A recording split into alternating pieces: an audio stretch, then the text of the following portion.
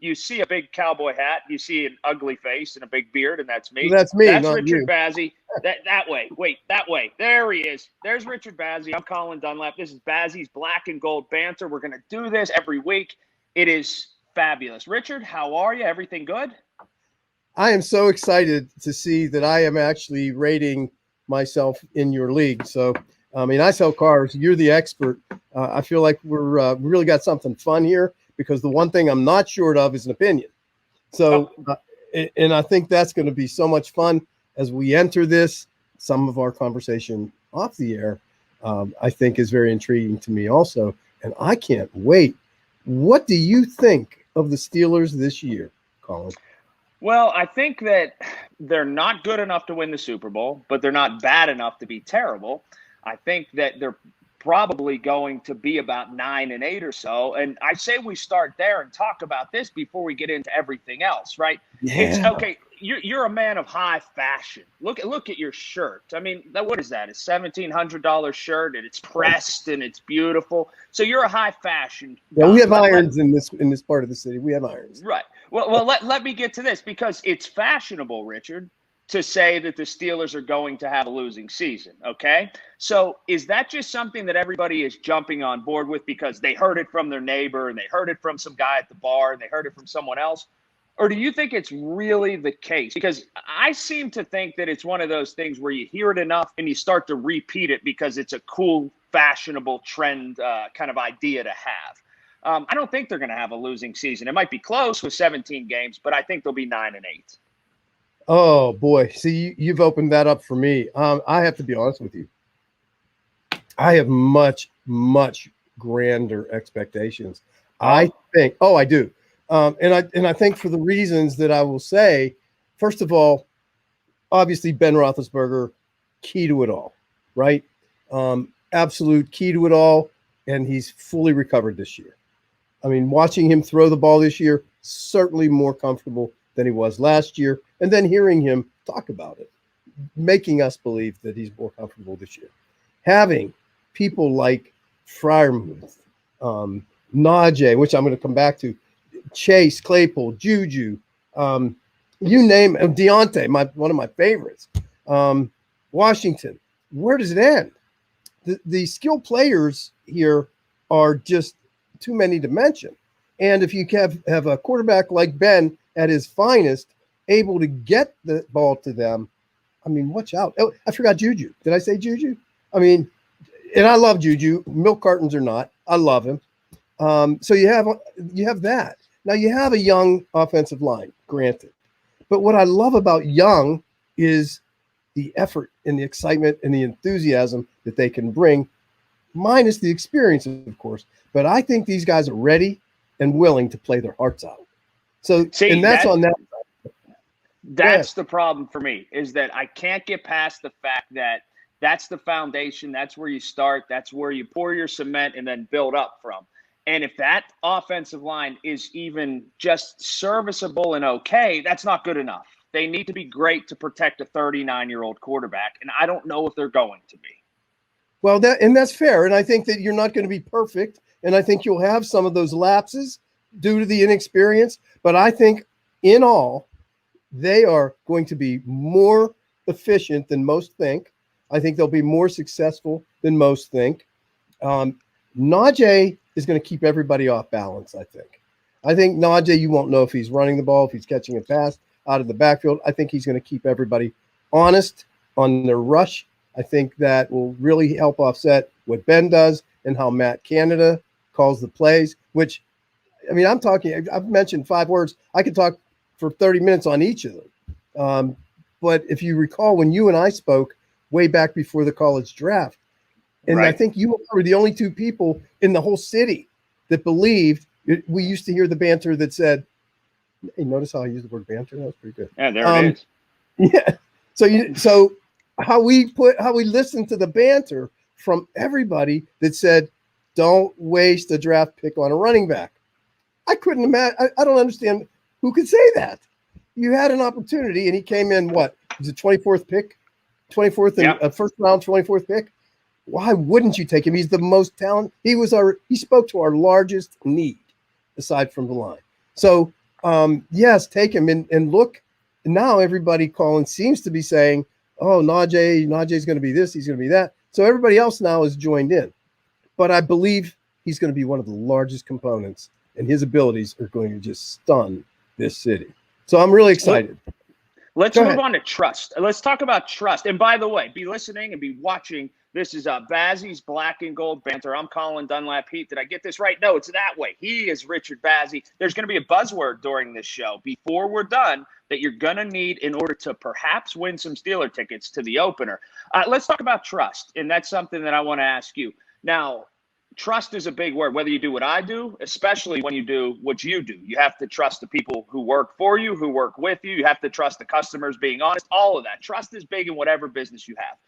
Ben Roethlisberger now has to trust at 39 years old, a man he's never worked with in Matt Canada, that Matt Canada is going to put him in positions to succeed. Because with Randy Fichtner, there was trust, but he knew that trust was already there because it was one of his pals. You know what I mean? Can Ben Roethlisberger go ahead and trust somebody who's just walking in the door and essentially cede some of that power? Because I don't know if it's an issue. I just want to see it evolve. Right. It's a question. It's a legitimate question. However, rumor has it, and I will say rumor, that during their 11-0 run, Matt was very involved in the play calling. And after that ended, which was game 12, we seemed to go a different direction when Matt was less involved.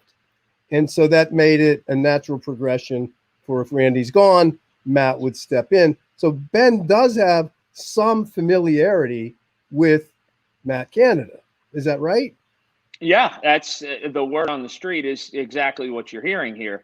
But he is now going to have to say, hey, I'm used to doing something for so long, right? And you're somebody who's relatively new.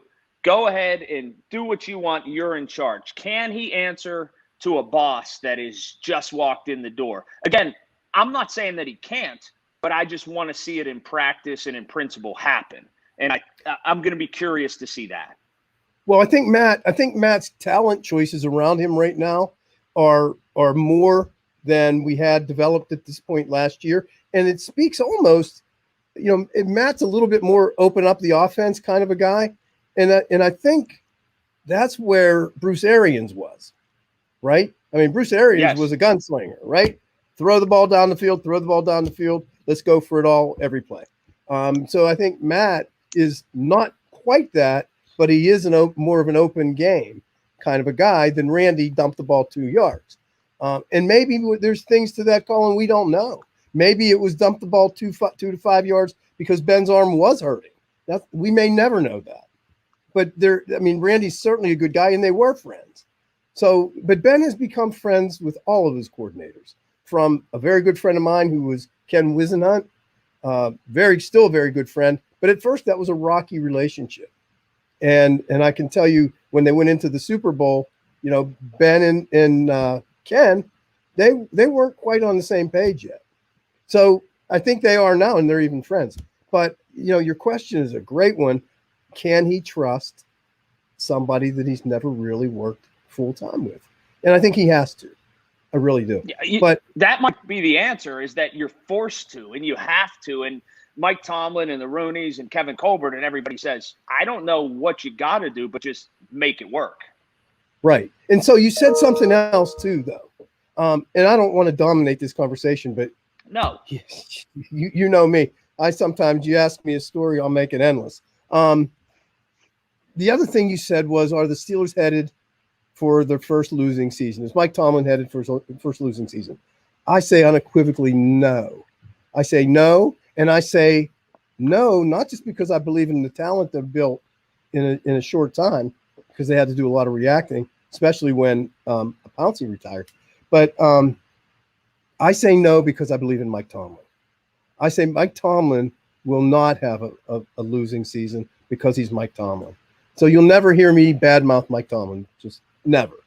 I won't ever do it. I mean, he's got an overall record. The same way. Oh, you I'm are? the same way. I think that he won't let them have a losing season. He might not win a Super Bowl, but he won't let it be a 5 or 6 win season. He won't. I agree with that. 200%. And, with what's he, 153 and 86 or something crazy like Right.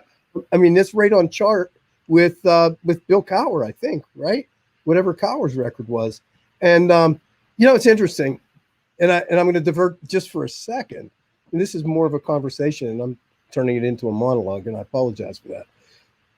But I went from selling cars to being on this media stream. And I don't know how I did that. However, I'm so lucky to be able to talk to some great people like yourself. I never would have thought I'd be in the same forum with you. This past weekend, I do another show, and I interviewed Jeff Capel. Have you ever interviewed him?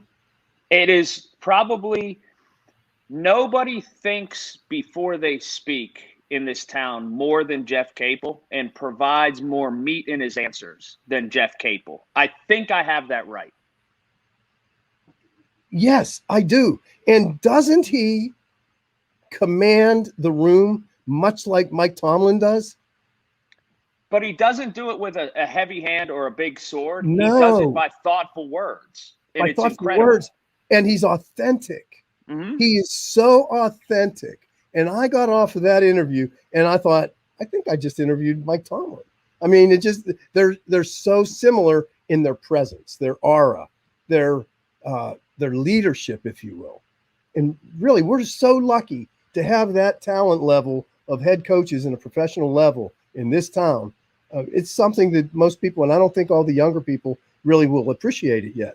But at some point they look back and they'll say, wow, we had Mike Tomlin, we had Jeff Capel, we had Sullivan in the NHL. Man, we got some really good things going on here. And we're very fortunate. So I feel really fortunate to be part of this and to be able to talk about it with you. No, I agree. And likewise. And by the way, be listening. One more time. I'm going to tease it one more time before I give it to you, that buzzword to enter 4 Steeler tickets for the opening game, the home opener. You're going to hear a buzzword coming up in just a little while, and it's going to involve Instagram as well. So be sure to be listening. You can get those tickets. One more topic I want to kind of tackle with you. You know this, being in the business you're in for a long time, you got to talk about people's money. People are going to come to you. They're going to say, hey, I know what you got. I know how much this costs. I know what I'm worth. I know what you're worth. I know what the product's worth. A haggling of sorts, right? I mean, tell me I'm off base, but people have tried to haggle with you a time or two in the past, right? I don't think I'm off here. This is what TJ Watt is trying to do. This is what the Rooneys are playing, a game that's back and forth. Is it off-putting or is it just business? And can people separate the two when you're talking about money? Wow. I think yes to all of it. It can be off-putting. It can be all business. And can you reconcile that at the end of the day? And I say yes. I think I was trying to stay away from this topic because it really, like you said earlier, it can change between now and but when. You can talk about it and not become personal, right? Or no? At some point it does become personal. I don't think you can keep that out. Don't you agree with that? Well, it's different because I'm not dealing with it. I've never dealt with it in a realm where it's my livelihood. You may deal with it with a product or a service. So from your end of it, you could speak to it better with what's going on. I've never dealt with it in contract form. I've never had to go through a long, protracted sort of back and forth. You deal with it with a product and a service that is essentially your livelihood. So TJ Watt deals with it with a product or a service, which is tackling people, which is his livelihood. Thus, it's never really become personal for me. But it is different. No, but how about if you read an article that said X sports personality in Pittsburgh received a new contract and he was making, and maybe you already do, but making $1 million a year. And you came up for a contract renewal. Wouldn't you think, especially if you looked at that other personality and thought, oh my, I know I'm as good or better than that. Wouldn't you measure yourself against that $1 million a year basis? Certainly. Right. So I think you would. And so you would be very upset if your employer would say, hey, you know what? I'm sorry. They can do what they do, but we're only going to give you $50,000. I mean, you'd be insulted by that. That's where it becomes personal, right? Yes, absolutely. So I would say that, there's so many different ways and answers to this, because the one thing I noticed last year in January when we played Cleveland, TJ Watt he was absent. I mean, I go 3-2-1. He had 3 total tackles, 2 solos, and 1 assist. No sacks. Okay, so do you base it on one game? No, but the first game they played against Cleveland was in October, and it was the same. So Cleveland had it figured out. No sacks, 3-2-1. It was 28-0 though to start that playoff game. In fairness, I grant your point, but it was 28-0, and they were in a bind, and it wasn't because of the defense all that much. But you do bring up a good point. He has played in 2 playoff games, the Jacksonville playoff game and the Cleveland playoff game, and he hasn't necessarily been spectacular in either one. So, but that's enough to cause pause, maybe. Again, I don't know structure. I don't know if that was the defenses that were called, or if they just figured out because they focused on him. I don't know if he was double team, triple team. I don't know. But and I'm not anti TJ Watt. I'm 100% TJ Watt. I am very disappointed he didn't win Defensive Player of the Year. I almost think that Aaron Donald, who is a Pitt grad, but I almost think that Aaron Donald, they gave it to him because that made it 3 out of 4 years he received it. So maybe, in a tough year, there was some nostalgia there. I don't know why TJ Watt didn't get that award last year. And I don't know this, you'd be in a better position. Where is the number coming in? What are they saying it will take to sign TJ Watt? It's just the guaranteed money. It's not necessarily the salary in totality. It's the guaranteed money, those 3 years. The money is the same, essentially, in terms of a contract. It's the guaranteed in case he would get hurt, in case something would happen, or just having that money in your pocket. The way that the contract is structured, not necessarily the total sum of the contract. And that's something that football is moving into, because these guys are saying, hey, I could blow my knee out. I could get hurt in practice. I could get hurt weightlifting, and there's nothing in it for me there. So I want that money guaranteed. So it's a structure of the money, not necessarily the money that you would pay if a guy stayed healthy. You're going to pay all that money anyway. But it's fascinating to talk about this because it's relatable, I think, to all fields, all goods, all services, that people are hesitant. They say when you're at the bar or whatever, don't talk money, don't talk politics, or when you're just with your friends. But now this has become so public, talking about someone's money. If you can, in fact, reconcile and go, hey, those last 2 months we hated each other. Let's forget it. We're friends again. Let's get back out there. You're my boss. I'm your worker. And all things are good because now we have that money. I tend to agree with you. Those thoughts aren't just forgotten about because all this did happen. It did. And it would be hard to forget it all because there is a value associated with the person. It's not just, I don't know how you separate that. I really don't. But I think that there's no way he just shouldn't sign anything, I don't believe, until they come to his terms. And that's hard for me because Kevin Colbert is a friend of mine. Omar Khan is a friend of mine. The whole organization are friends of mine. So it becomes personal for me too. Like, what do I say? Do I say he should or shouldn't? Because saying that he shouldn't sign makes me feel like I've taken a shot at Omar and Kevin, which I haven't. But it's business, like you say. But I don't think anybody should make more money than TJ Watt. And what's Aaron Donald making? $135 million? Yeah. Something crazy. I mean, that's a big thing. But look what happened to Devin Bush last year, right? He blew out his knee.